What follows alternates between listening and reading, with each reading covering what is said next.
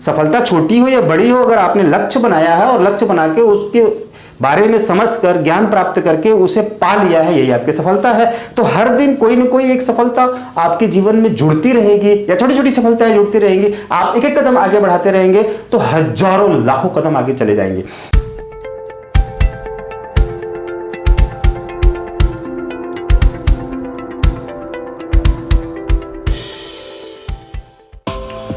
मेरे प्यारे साथियों, अगर आपको लक्ष्य पाना है, यानी कि जीवन को सफल बनाने का लक्ष्य प्राप्त करना है, तो आपको निरंतर ही ज्ञान प्राप्त करते रहना होगा, यानी कि अपने ज्ञान को निरंतर बढ़ाते रहना होगा। अगर आप अपने ज्ञान को बढ़ाते रह रहे हैं, मतलब कैसा ज्ञान? जिस लक्ष्य को पाना चाहते हैं आप, ध्यान रखिए।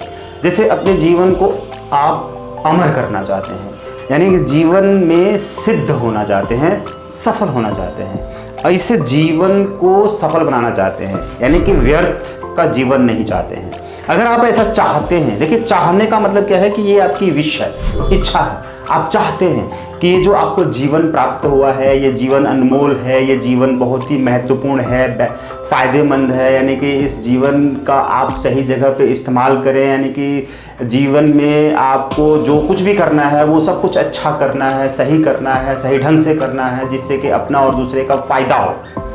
तो तभी आपका जीवन सफल होगा, तभी आप अमर होंगे, तभी आप मरने के बाद भी जिंदा रहेंगे।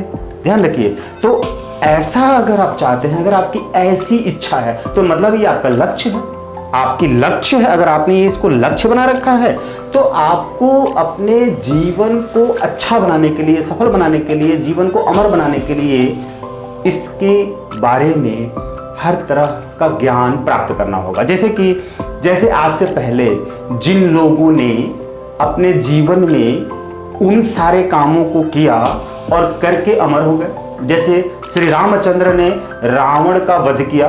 रावण यानी कि उसने एक कुछ गलत काम किए, जिसकी वजह से श्री रामचंद्र जी को युद्ध करना पड़ा और उनको पराजित करके उनको मारना पड़ा। तो अब इस प्रक्रिया में उन्होंने लगातार अध्ययन किया, मतलब अध्ययन क्या किया, मतलब ज्ञान प्राप्त किया। ज्ञान क्या प्राप्त करने का मतलब कि उसके बारे में जानने की सारी कोशिशें की, संतों से मिले, ऋषि मुनियों से मिले और उस लक्ष्य तक पहुंचे, यानी कि जहां पर रावण का निवास था, स्थान था, वो कहां पे था इनको पहले नहीं पता था। लेकिन वो वन में, जंगल में भटकते हुए, चलते हुए, खोजते हुए, यानी सीता माता का हरण कर ले गया था रावण। इसकी वजह से रामचंद्र जी को सीता माता की खोज में जंगल जंगल भटकना पड़ा। वैसे तो उनको वनवास हुआ था, वनवास में वो भटक ही रहे थे, लेकिन वहां से रावण ने सीता माता का हरण कर लिया और सीता माता को वापस लाने के लिए श्री रामचंद्र जी ने मेहनत की, कोशिश की। उनके पास ना कोई संसाधन था, ना ही कोई और सुविधाएं थी, लेकिन उस जंगल में अपने आप को जिंदा रखते हुए, जंगली जानवरों से बचाते हुए, कंदमूल का सेवन करते हुए, पेट भरना है, कपड़े पहनना है, कहीं रहना है, ना उनके पास रोटी थी, ना मकान था, ना कपड़े थे।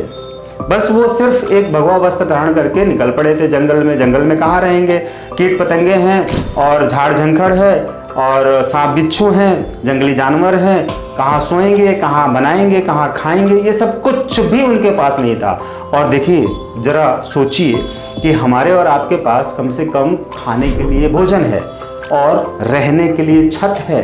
अगर छोटा घर है, टूटा फूटा है तो है, ठीक, कम से कम आप अपने घर में हैं। और पहनने के लिए कोई न कोई कपड़े हैं और आपकी मदद करने के लिए कोई न कोई घर में पड़ा हुआ है, आपके माता पिता, भाई बहन या कोई भी।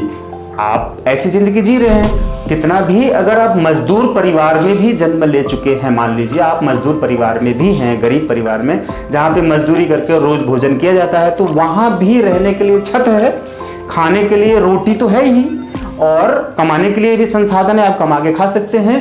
और क्या है कि कपड़े भी आपको मिल रहे हैं और कोई ना कोई घर में परिवार का कोई ना कोई सदस्य आपकी मदद भी कर रहा है। आप समझ पा रहे हैं इस बात को अच्छी तरह से। लेकिन श्री रामचंद्र जी के पास तो क्या था? कुछ नहीं था। काम करने के लिए नौकरी नहीं थी, कोई बिजनेस नहीं था, और वो जंगल में चले गए। खाने के लिए ना बर्तन थे, ना आग थी। क्या खाते थे? कंदमूल, जंगली फल फूल। और रहते कहाँ थे? घास फूस पे सोते थे और कोई भी ऐसी टूटी फूटी टटिया मड़ैया डाल लिया घेर घार के, उसमें रह रहे हैं। और उसके बाद से पहनने के लिए कपड़े नहीं है, तो कैसे उन्होंने पेड़ों की छाल, पेड़ों की पत्तियां ओढ़ लिए, पहन लिया, नहाने के लिए साबुन नहीं था, शैम्पू नहीं था, कुछ नहीं था। कैसे उन्होंने वो वक्त गुजारे होंगे। और हेल्प करने के लिए ना उनके माता पिता थे, ना और दूसरे थे, और जो थे भी जैसे लक्ष्मण जी थे उनके साथ में, तो उनके पास भी तो खाली हाथ ही था, सिर्फ साथ थे। और दोनों एक दूसरे की कैसे भी मदद करते हुए सीता माता का पता लगाकर रावण से युद्ध किया। और देखिए वहां पे जैसे जैसे आगे बढ़ते चले गए वैसे वैसे उनको संसाधन मिलते चले गए। किस वजह से? उन्होंने धैर्य रखा, हिम्मत रखी, साहस रखा, कड़ी मेहनत की, समर्पण की भावना थी, शुद्धता थी, और आगे बढ़ते गए। हनुमान जी मिले और वानर की सेना मिली। मतलब कि एक एक कदम जैसे जैसे ये आगे बढ़ते चले गए वैसे वैसे कोई न कोई इनकी मदद करने के लिए आगे चला आया। यानी कि उसके बारे में धीरे धीरे अपना ज्ञान बढ़ाते रहे, समझ बढ़ाते रहे, हिम्मत बढ़ाते रहे कि ऐसी विकट परिस्थिति में, विपरीत परिस्थिति में, संकट की अवस्था में हमेशा धैर्य बनाए रखना चाहिए, जल्दीबाजी नहीं करनी चाहिए, नहीं तो शीघ्रता सफलता की शत्रु होती है। श्री रामचंद्र जी ने भी यही बात कही थी। तो उसी तरह से हमें भी अपनी जिंदगी में हर दिन जो हम कर रहे हैं, यानी कि कोई ना कोई हमारा लक्ष्य होगा। ज़्यादा से ज़्यादा अगर मान लीजिए कि अगर आप पिता बन गए हैं तो अपने बच्चे का पालन करना है, एक छोटा सा लक्ष्य, लेकिन वो छोटा भी नहीं है। डेली आपको धन कमाना है, बच्चे का रोटी कपड़ा मकान पढ़ाई लिखाई सब कुछ व्यवस्था करनी है, तो उसी को आप शिद्दत से, ईमानदारी से, सच्चाई से, कड़ी मेहनत के साथ, समर्पण की भावना से करिए। और उसी बारे में अपना ज्ञान बढ़ाते रहिए, समझ बढ़ाते रहिए कि उसको अच्छे से कैसे हम परवरिश कर सकते हैं। अब वो तो चलिए एक बात है, एक छोटे दायरे की बात है। एक बड़े दायरे की बात करें, जैसे कि अंबानी साहब बनना है, या आपको बिल गेट्स बनना है, या कोई और बड़ा इंसान बनना है, तो बड़ा लक्ष्य है, उसको भी पाने के लिए आपको इसी तरह से उसके बारे में समझ बढ़ाते रहना होगा। और आप समझ बढ़ाते रहें, ज्ञान बढ़ाते रहें, उसके बारे में इंफॉर्मेशन लेते रहें, उसको अप्लाई करते रहें। यानी कि सीख सीख कर ही आपको करना होगा। कोई पेट से सीख कर नहीं आता है, सबको यहीं पर सीखना पड़ता है। और उतना ही समय सभी के पास होता है, 24 घंटे, और वही 2 पैर, 2 हाथ, 2 आंखें, नाक, कान, मुंह, त्वचा, और वही भोजन, सब कुछ वही वही हवा पानी सब कुछ वही होता है। तो एक इंसान खेसारी लाल बनता है, एक इंसान पवन सिंह बनता है, एक इंसान अमिताभ बच्चन बनता है, एक इंसान मोदी साहब बनते, एक इंसान मुकेश अंबानी, धीरूभाई अंबानी बनते, अनंत अंबानी बनते हैं, और एक इंसान सत्यनारायण बनता है। यानी कि मैंने भी अपने आप की लाइफ में अभी भी लगातार जब से मेहनत करना सीखा, समझा, हर दिन सीख सीख कर आज मैं आपको सिखा रहा हूं, और अपनी लाइफ में आज ये काम कर रहा हूं, और मैं जानता हूं कि मैं सफलता की राह पर हूं, और मैं सफल हूं। मैं जो चाह रहा हूं करना वो मैं कर पा रहा हूं, ये मेरी सफलता है। और कितनी बड़ी सफलता होनी चाहिए, सफलता छोटी हो या बड़ी हो, अगर आपने लक्ष्य बनाया है और लक्ष्य बना के उसके बारे में समझकर, ज्ञान प्राप्त करके उसे पा लिया है, यही आपकी सफलता है। तो हर दिन कोई न कोई एक सफलता आपके जीवन में जुड़ती रहेगी, या छोटी छोटी सफलताएं जुड़ती रहेंगी। आप एक एक कदम आगे बढ़ाते रहेंगे तो हजारों लाखों कदम आगे चले जाएंगे।